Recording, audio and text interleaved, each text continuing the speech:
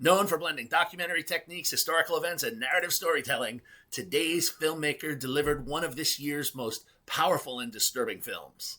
We are in season 3 of Oscar Rewind, and today I am looking at Cinephile Films' Beauty and the Dogs.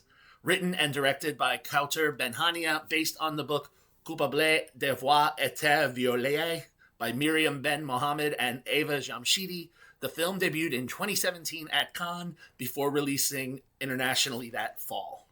What's up, everybody? Cinephile Mike here, and it is a new episode of Oscar Rewind, where I am looking back at the previous work of this past year's Oscar nominees and winners. Make sure you hit that subscribe button so you don't miss any of these throwbacks. We're really just in the beginning of it. We are now in Chapter 3, Early Visions. This chapter focuses on early work from the Oscar-nominated directors and those who directed Oscar-nominated titles.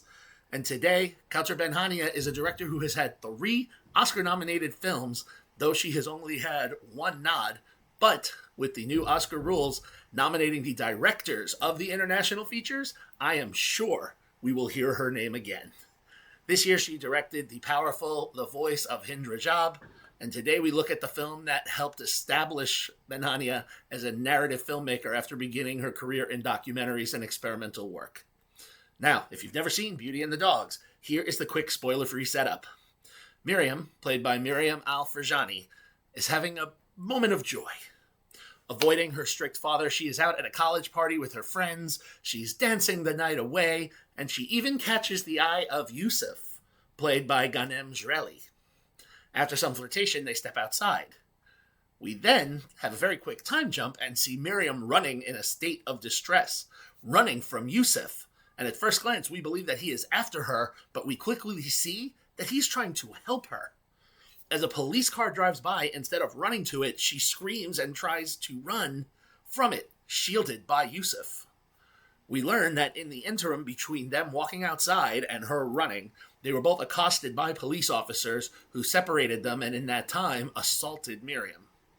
Yusuf rushes her to the hospital, hoping that she can receive treatment and document what happened, but instead they are told they first need to file a police report, which forces Miriam to have to get back into contact with the very system she fears and potentially the people that she is very much afraid of.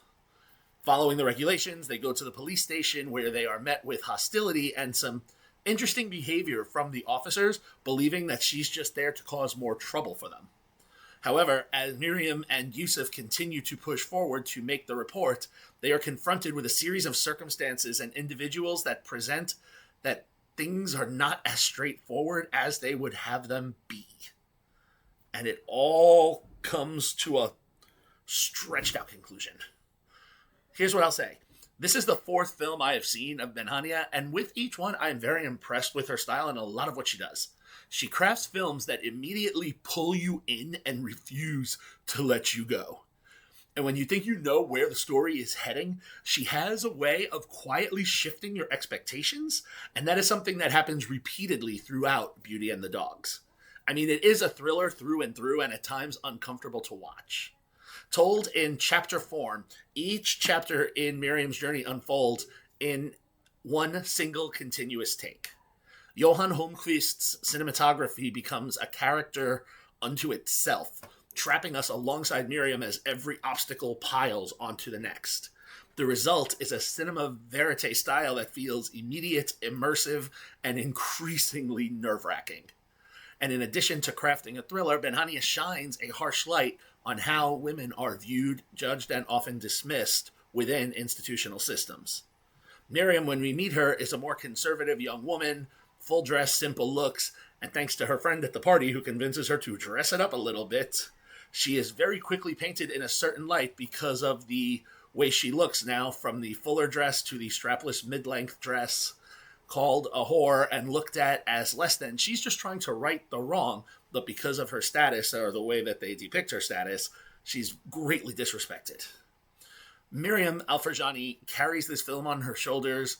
Nearly every scene requires her to react to people questioning, dismissing, or outright attacking her credibility, and she never loses sight of what she's trying to do. As this night drags on and her support system slowly falls apart, you can feel the emotional weight settling heavier and heavier on her. That said, while effective, I do feel the film occasionally stretches itself a bit too thin. The film is just over 100 minutes, but there are moments where the story feels like it could have reached a natural conclusion before adding another complication. And while I understand why Ben Hania made some of those choices, I found myself wishing we had gotten to the final act a little bit sooner, with maybe one or two less twists. Now, let's talk box office and awards. After the film's run, it made $8,195 domestically and $158,808 internationally, for a worldwide take of $167,723. Critically, the film sits with a 70% tomato meter from 23 reviews and an 86% popcorn meter from just under 50 audience reviews. Award season-wise, the film had a small journey. It was an Un Certain Regard nominee at Cannes. The film was nominated for a handful of awards at the Lumiere Awards, the Carthage International Film Festival, the Minsk International Film Festival, and the Prix Alice Guy Awards, and it had one win for the Youth Jury Award at the Valladolid International Film Festival.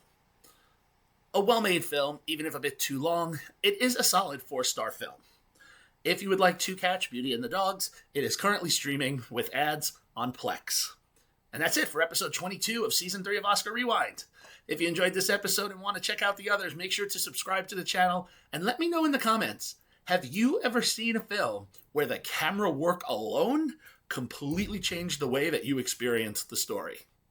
Please follow me on all social media platforms and on Letterboxd, and check out my website, cinephilemike.com, for more exclusive cinema content.